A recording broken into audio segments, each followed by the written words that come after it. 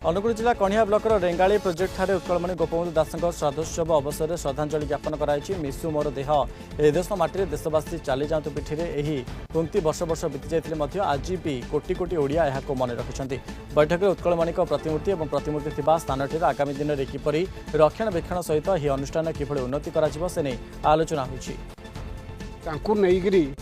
गोटे आम कमिटी करी गोपबंधुकर गोटे कमिटी करी किसी गोटे आम स्थायी कि यार चलो सबुदिन आमर उत्तरोत्तर समस्त आम पर पीढ़ी एपरी करेंगे तेणु गोटे संगठन कर चिंता कर जनता प्रति जो सेवा मनोभाव सेटा आज माने माने निहाती दरकार माने समाज रे से जिनस ना सब स्वार्थपर हो गलानी।